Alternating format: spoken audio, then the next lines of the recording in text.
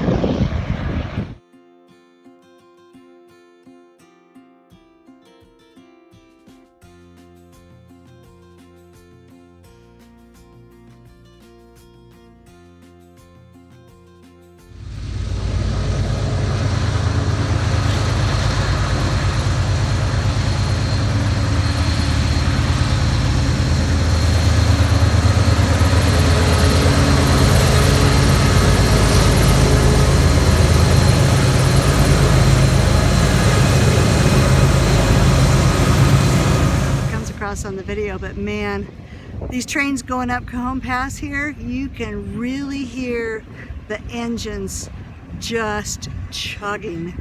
I mean,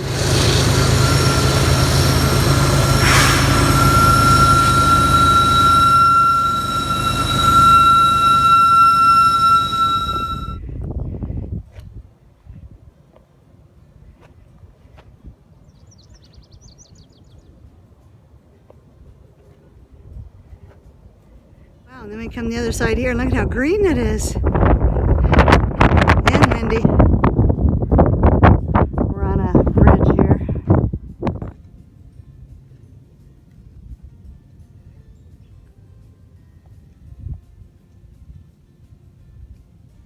Okay, there's one side of Cajon Pass going through there. And then we have this valley coming down here. If you are familiar with California, you've heard of the San Andreas Fault, and the fault actually comes right down the center of this valley here. You can actually see Redlands, Loma Linda, San Bernardino area from here, down in the haze and smog. And off you can hear it. There's one of them quail calling out. Might be a gimbal quail that I'm thinking of. They're pretty good sized quail. But there's just one out there calling away. Soundtrack of the PCT.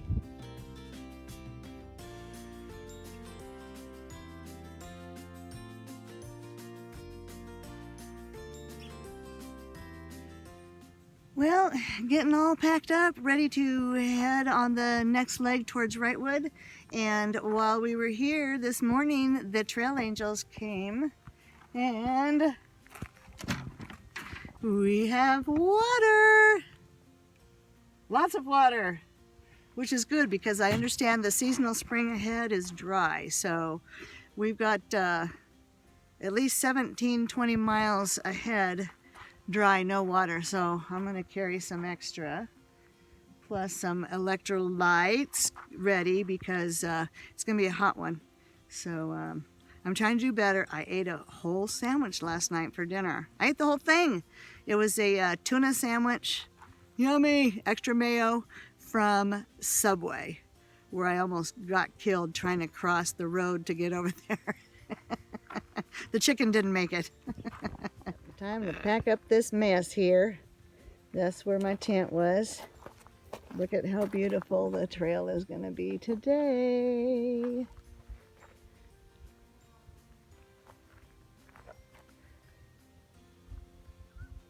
And there's the cache. There's this lizard up here. He climbed up high in this bush. The pollen is attracting all the bees, but also there's these other little tiny insects flying all around. So he's up here having breakfast on the little insects while the bees are getting pollen.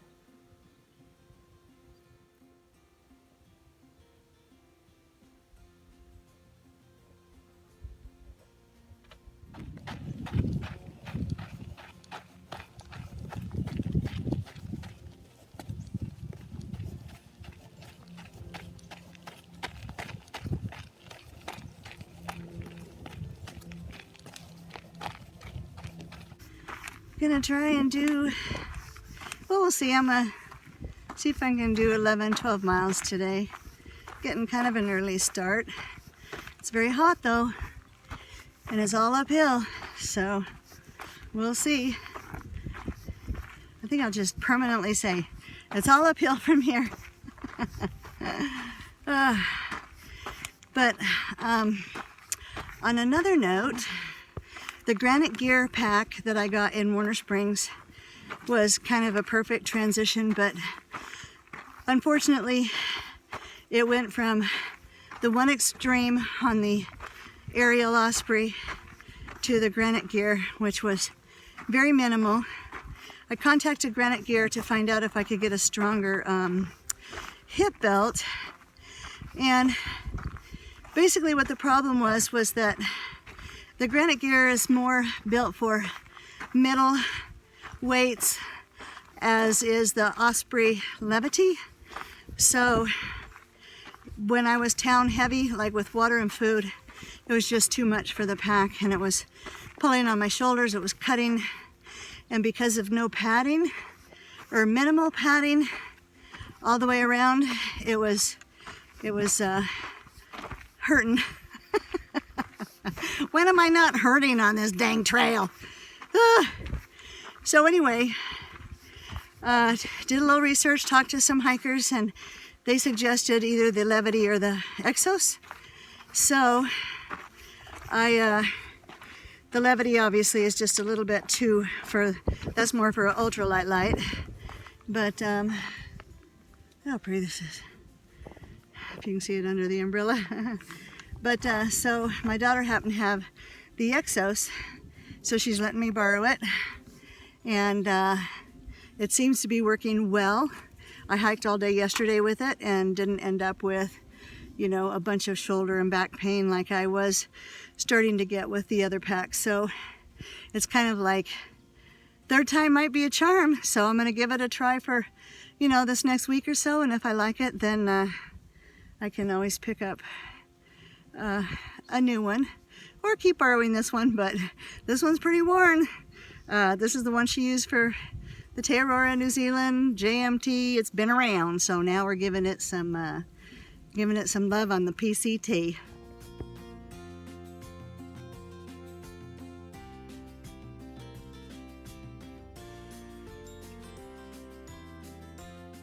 So you can see the trail over there coming down into the valley here, and that is the North American plate, and now we are on the Pacific plate.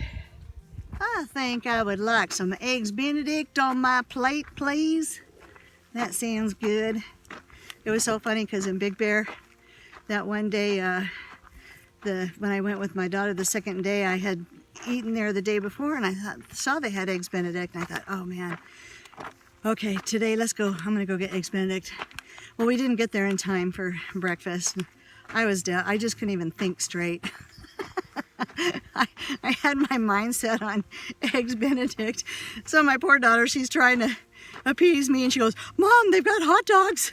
Because she knows how much I love hot dogs. I go, not even hot dogs are gonna fix this one. But then that's the day I saw the fish and chips, and I'm telling you what, BLT's in Big Bear City, their fish and chips, it might not look like a lot, but it was absolutely delicious. I would go back and have more. It was that good.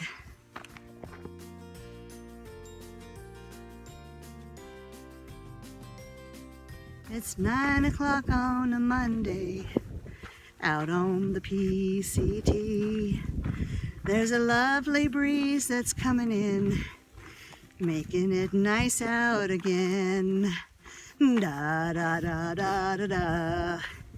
Da da da da da da da. Oh, sing us a song. You're the hiker man. Sing us a song for trail.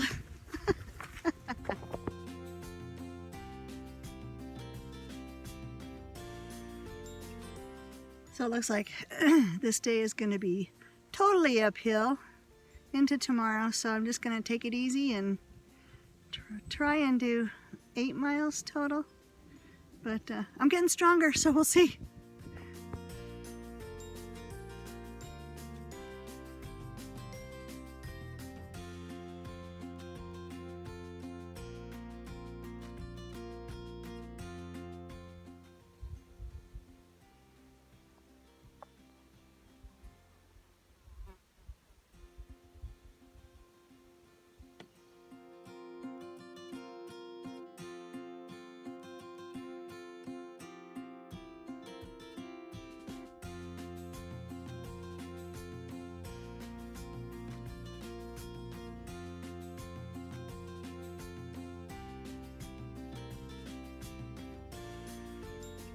is the Pacific Crest Trail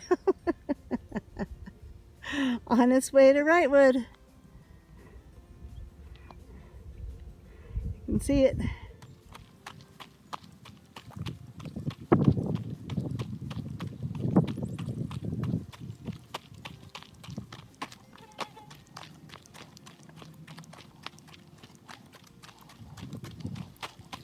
It's like being stuck in Groundhog Day every turn. Every time you come around the corner, you see the trail, and then you see it going around the mountain. You get up there, you see the trail, it going around the mountain, and always up.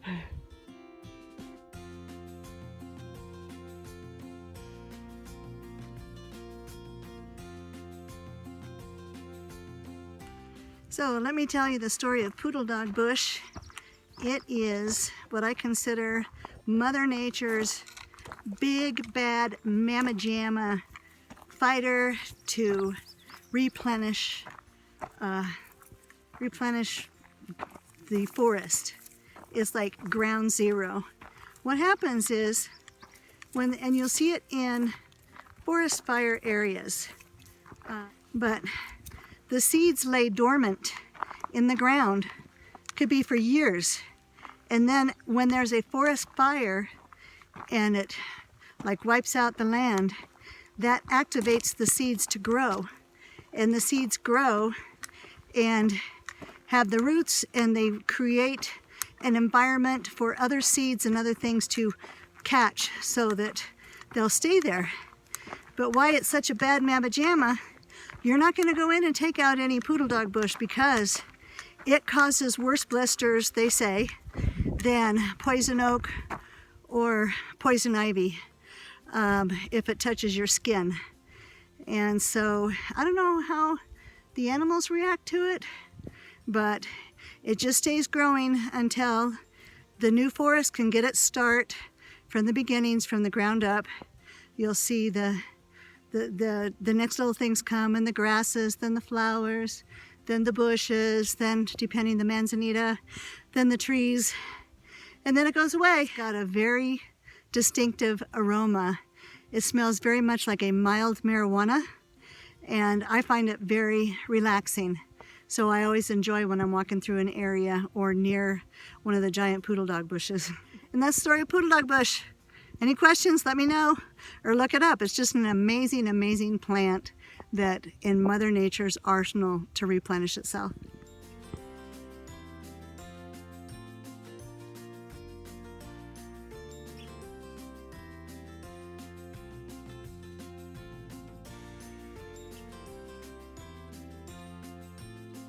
There was a lot of pretty views and a lot of pretty things, but it was a rough day. It was a rough day. So I am all tucked cozy in my tent.